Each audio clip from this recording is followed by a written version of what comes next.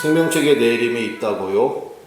물음표. 생명책에 내 이름이 있다고요? 물음표. 이 말씀, 이 제목으로 하나님 말씀 전가하도록 하겠습니다. 요한계시록 20장, 사탄의 최후의 모습 기록되어 있다. 우리도 말씀드렸습니다. 오늘 7절에 보니까 천년이 참에 사탄이 그 옥에서 놓여. 어제도 말씀드렸죠. 사탄이 왜 놓이냐? 이것은 흔히 말하는 세대주의자들, 우리 주장하는 것처럼 7년 대환란의 근거 때문이다. 7년 대환란 때문에 사탄이 놓이는 거다. 그거 아니라는 것입니다. 어제도 말씀드렸지만 1000년 동안 왕노릇한다. 이게 상징이다 그랬잖아요. 복음의 시대 가운데 사탄이 이렇게 잠깐 놓여가지고 그것도 하나님의 통제 아래에 있다고요. 요한계시록 말씀을 우리가 이제 날마다 봐서 그런지 어제도 우리 미포 희망학교 얘기를 들으면서 그런 생각이 들었습니다. 이 모든 것들을 통해서 이제 진짜가 더 드러나겠구나 이런 생각이 좀 들긴 했습니다. 1000년에 비하면 7년은 매우 짧은 거죠. 그러니까 1000년 동안 왕노릇하게 하시는데 잠깐씩 사탄이 놓여가지고 이렇게 성도들 가운데 이렇게 활동할 때가 있다라는 것입니다. 하나님의 사랑을 느낄 수 있죠. 1000년에 비하면 7년은 되게 짧은 거잖아요. 왜 사탄을 풀어주셨다고 그랬습니까? 앞서 언급한 대로 일단 최후의 발악이고요. 그 다음에 영원한 심판을 앞두고 확실한 분리를 위해서요. 무슨 얘기냐? 스스로의 증명이 되는 거거든요. 성도도 그렇습니다. 자유롭게 풀어지고 힘을 갖게 되었을 때 그 사람의 참 모습이 드러나게 되죠. 그것이 바로 심판의 기준이 된다라는 것입니다. 예를 들어서 가난할 때, 몸이 병들었을 때, 그때는 정말 주님밖에 없었어요. 예배 중심이고 너무너무 힘드니까 주님 저를 불쌍히 여겨주세요. 그리고 주님이 정말 불쌍히 여겨주셨어요. 그래가지고 몸도 회복이 되고 또 큰 돈도 벌게 되었습니다. 그 다음부터는 예배 자리에서 안 보여. 세상에서 그냥 바빠가지고 또 세상 즐기고 누리느라고 그러니까 참 모습이 드러나는 순간이잖아요. 그래서 7년의 시험에 사탄이 그 옥에서 놓여. 이게 바로 그런 의미라고요. 또 8절에 보니까 나와서 땅의 사방 백성 곡과 마곡을 미혹하고 모아 싸움을 붙이리니 그 수가 바다의 모래 같으리라. 이게 이제 마귀가 늘 하는 일이거든요. 무슨 일을 합니까? 이제 미혹하고 싸움을 시키는 거. 그러니까 분열의 영, 그렇게 말씀 우리가 알고 있잖아요. 사탄은 분열의 영이고 미혹의 영이라고요. 특별히 이 곡과 마곡이 뭐냐면 에스겔서 38장에 나오는 그 사건인데, 에스겔서 38장이 여러분 그 배경 아시죠? 바벨론 포로 생활 70년 마치고 이제 막 돌아왔어요. 그러니까 얼마나 연약합니까? 가장 연약할 때거든요. 그때 이스라엘 백성을 공격한 나라가 마곡이고요. 그 마곡이라는 나라의 왕의 이름이 곡이에요. 그 사건을 얘기하는 거예요. 그러니까 하나님의 백성이 가장 연약할 때 공격하는, 마치 출애굽기도 나오잖아요. 출애굽한 백성들 430년 노예 생활하다가 이제 막 나왔어요. 뭐가 있어요? 뭐 아무것도 없지. 연약하게 이루 말할 수 없지. 그때 출애굽한 그 백성들을 공격한 족속이 아말렉 족속이잖아요. 하나님이 아말렉 족속 진멸하라고 말씀하시잖아요. 연약할 때 공격하고 말이야. 뭐 그런 거 있잖아요. 그러니까 이 곡과 마곡이 그런 거라고. 있고 그렇게 악한 사람들을 미혹해서 싸움을 붙인다. 성도들을 계속 공격한다. 이런 말씀이라는 것입니다. 근데 이제 결론은 10절이죠. 10절 우리 한번 같이 읽어보겠습니다. 시작.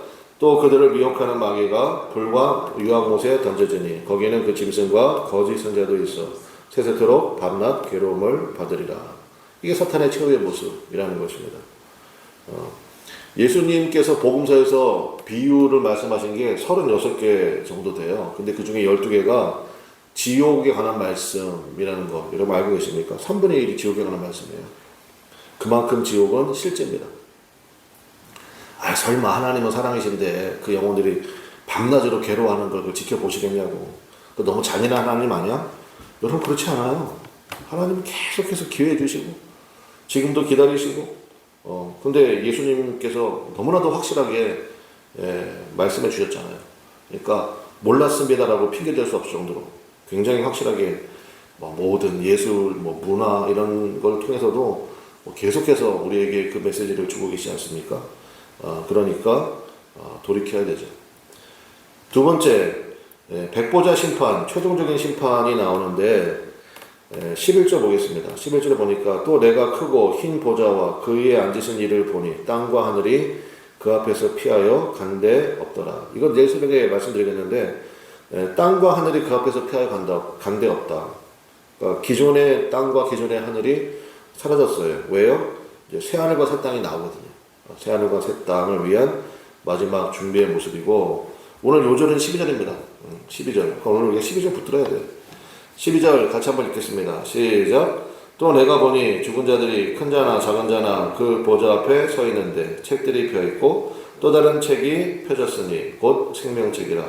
죽은 자들이 자기 행위를 따라 책들에 기록된 대로 심판을 받으니. 여기 보니까 두 종류의 책이 나오네요.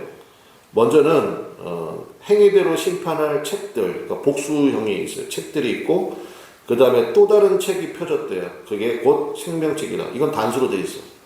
그러니까 두 종류의 책인데 하나는 책들이고 하나는 책 이렇게 단수로 되어 있고 이 말씀에서 우리가 알 수 있는 것처럼 누가 심판을 받느냐?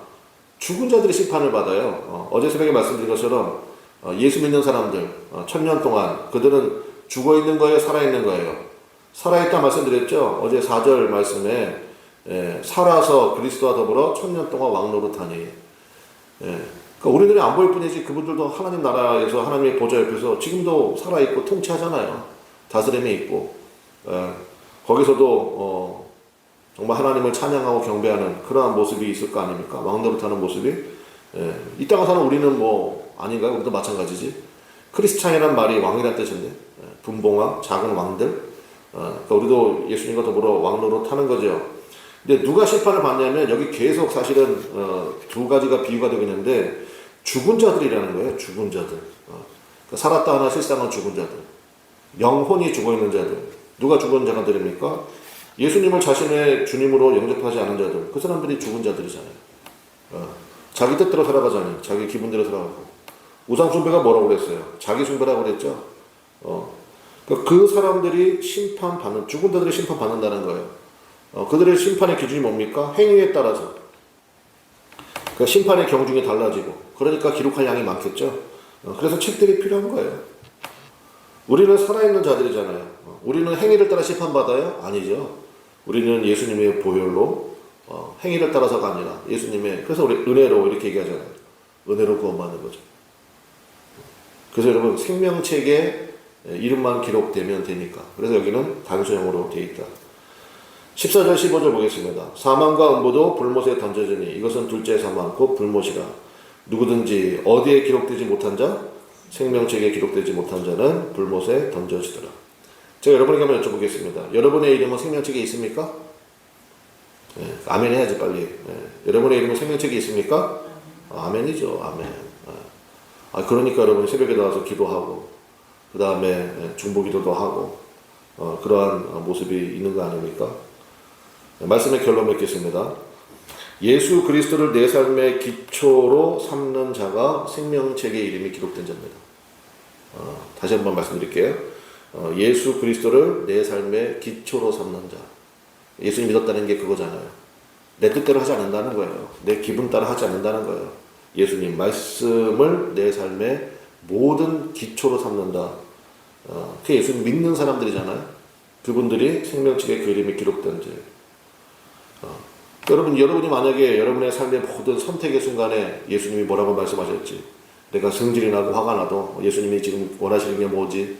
그걸로 통제할 줄 알고 제압할 줄 알고 늘 주님 바라보고 또 상처받고 섭섭하고 이런 마음이 있어도 예수님 바라보고 그게 다 예수님을 내 삶의 기초로 삼은 자들의 모습 아닙니까? 그런 사람들이 생명책에 이름이 기록된 자들이잖아요. 여러분 그런 자부심과 감사가 있습니까? 그런 자부심이 좀 우리 안에 좀 있으면 좋겠어요. 그러므로 저도 오늘 새벽에 집에서부터 걸어 내려오면서 하늘을 좀 쳐다봤어요. 오늘 날씨 좀 흐리더라고요.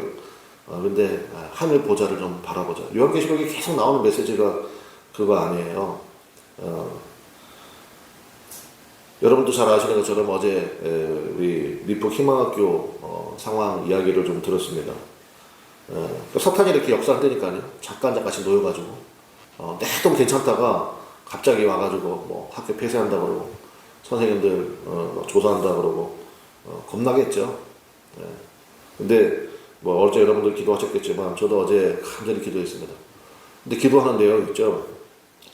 하나님이 가끔 이제 기도할 때 생각을 주실 때가 있잖아요.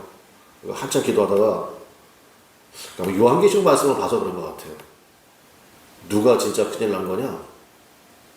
저한테 갑자기 이렇게 물어보시더라고요. 누가 진짜 큰일 난 거냐? 가만 생각해 보니까 누가 진짜 큰일 난 거예요? 우리 희망학교 선생님들은요, 보세요. 오늘 제가 뭐 글도 좀 쓰겠지만 이분들 거기서 사역해요. 왜요? 예수님 때문에 사역하는 거예요. 예수님의 사랑 때문에. 예수님의 사랑으로, 그 100% 자비량으로 운영되는 학교잖아요. 예수님의 사랑으로 아이들 돌보고, 예수님의 사랑으로 그 사역을 감당하고 있고, 예수님 증거하다가 지금 이러한 위 상황 가운데 있고, 그래서 오늘 차조 불렀잖아요. 환난과 핍박 중에도 성도는 신앙 지켰네. 그러면 여기서 보세요. 진짜가 드러나게 돼 있어요. 진짜가. 힘들어서 못하겠어 더 이상. 그럼 중간에 그만두는 분들도 있을 수 있잖아요. 근데 오히려 정말 이 상황에서도 내가 더 주님 의지하기 원합니다. 주님만 바라보기 원합니다. 그러면 진짜가 더 진짜가 되고요. 완전히 그 상황이 전혀 다른 방향으로 흘러가게 되죠.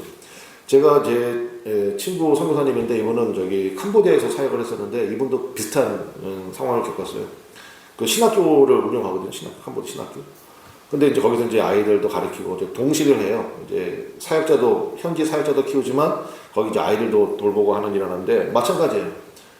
그러니까 처음에는 한 말도 안 하대요. 그냥 뭐 하더라도 뭐 더 도와주고 그냥 뭐 알면서도 모른 척 해가지고 그런데 어느 순간 이제 딱 제동을 거는 거죠. 왜 그러면 돈 내놓으라는 거예요. 돈 내놓으라. 거기도 이제 공산 정권이고 옛날에 캄보디아 옛날 그 대통령이 그 김일성하고 형제지간이고 뭐 그랬잖아요. 어쨌든 돈 내놓으라는 얘기예요. 그러니까 막 위협도 하고 뭐 폐쇄시킨다고도 하고 근데 뭐 상황이 돈이 어디 있습니까? 할 수 있는 상황이 없고 그래서 뭐 급히 뭐 그때도 제 기억이 나요. 중보기도 요청하고 그랬었는데 어떤 일이 벌어졌느냐 결론만 말씀드리면 마을 주민들이 들고 일어났어요. 마을 주민들이 저 학교 없어지면 우리 애들 교육 어떻게 시킬 거냐고 니들이 시킬 거냐고 그래가지고 마을 주민들이 막 진짜 뭐 거의 뭐 봉기 수준이 일어났나 봐요. 그것 때문에 상황이 완전히 뒤집어졌어요. 완전히 뒤집어져가지고 오히려 예수 믿는 사람도 많이 생기고 더 신학교가 더 든든히 서가게 되고 이제는 뭐 정부도 남몰라할 수 없고 뭐 인가도 다 정식으로 내주고 오히려 더 잘 쓰게 되는 그런 기회가 되었다. 저는 미프킴 학교도 그런 일들이 벌어지지 않을까 그런 기대를 가지고 있으면서도 이제 어제 기도하다 그게 생각이 났다고요. 누가 진짜 큰일 난 거냐. 우리 백보 양보해가지고 이분들이 해가지고 박해를 많이 받았다 칩시다. 어려움 많이 당했어. 하나님 나라에 갔어. 하나님 보좌, 백보자 심판이 와서는. 그분들이 어떠한 상급을 받게 될지 여러분 상상이 돼? 상상이 되시냐고요. 그럼 누가 진짜 큰일 난 거예요? 오늘 말씀에 의하면 생명책에 그 이름이 기록되지 않은 자예요. 예수님도 안 믿어. 뭐 예수님이 내 삶의 기초는 당연히 아니야. 항상 자기 자신이 기준이야. 자기 하고 싶은 대로 승질대로 하고 살아. 근데 아무런 일도 없어. 오히려 건강해. 돈도 더 잘 버는 것 같아. 그 사람들이 진짜 큰일 난 거 아니에요? 어제 막 기도하다가 제 기도가 확 바뀌어버렸어요. 물론 그 미프키마학교를 하나님 지켜주세요. 그 선생님들에게 담대한 마음 주세요. 그것도 기도했지만 어제 기도가 순식간에 확 바뀌어버렸어요. 하나님의 그 한마디 누가 진짜 큰일 난 거냐. 그래서 기도 수첩 가져다가 예수님 그 막 중보기도 요청한 분들 있잖아요. 예수님 아직 안 믿는 뭐 가족, 남편, 자식들 막 기도가 막 나오더라고. 여러분의 이름은 생명책에 기록되어 있습니다. 여러분 믿습니까? 그래서 그런 자부심을 좀 가지십시오. 그런 담대한 믿음도 가지시고, 그래서 예수 믿다 살다가 우리 여기서 계속 살펴보는 게 그거 아니에요? 고난이 있다, 어려움이 있다. 근데 그 가운데 어떻게 할 것이냐? 더 주님 의지할 거다. 그래서 뭐야? 하늘의 보좌를 바라보자. 이 요한계시록 상황이 뭐 여러분 아시는 것처럼 박해 상황이었고, 그때는 예수님 믿는다 그러면 진짜 뭐 끓는 불에도 집어넣고 막 그런 상황이었잖아요. 그 상황에서도 성도들이 신앙 지켰다. 그래서 저는 오늘 이 찬송가 가사에서도 어제도 혼자서 조용히 불러봤는데 2절 가사에 보니까 옥중에 매인 성도나 양심은 자유 얻었네. 우리도 고난 받으면 죽어도 영광 되도다. 야, 여러분 이 고백이 늘 부르는 찬송인데 어제 눈에 들어오더라고. 우리도 고난 받으면 죽어도 영광 되도다. 1절 가사도 보니까 성도는 신앙 지켰네. 이 신앙 생각할 때 기쁨이 충만하도다. 환난과 핍박이 있는데 기쁨이 충만하다잖아요. 기쁨이. 그래서 여러분 우리가 계속 중보기도는 하되 정말 큰일 난 사람들이 누군지를 좀 생각하면 좋겠습니다. 동시에 감사함이 있죠. 우리가 이제 내년에 또 우리 미국 희망학교 이제 방문할 계획을 가지고 있잖아요. 그래서 그때 더 큰 은혜가 서로 간에 있기를 바랍니다. 그래서 예전에 그런 일이 있었는데 이 일로 인해 가지고 이런 일이 벌어졌습니다. 너무너무 감사합니다. 그런 고백들이 이어지기를 우리가 같이 기도하고 또 마음을 모아야 되겠다 싶습니다. 기도합시다. 우리 주여 한번 부르고 통성으로 간절히 기도하겠습니다. 생명책에 여러분의 이름이 있고 그래서 예수님이 오늘도 그 말씀이 내 삶의 기초가 되기를 바라고 동시에 진짜 큰일 난 사람들이 누군가 바라보면서 그 영혼들을 향해서 우리가 해야 할 일들이 있잖아요. 그 마음 가지고 좀 기도하고 하는 시간 가지면 좋겠습니다. 다 같이 주여 한번 부르고 이를 위해서 간절히 기도하도록 하겠습니다. 주여 하나님 아버지 역사하소서 인도하소서 주의 말씀이 주의 능력이 하나님 아버지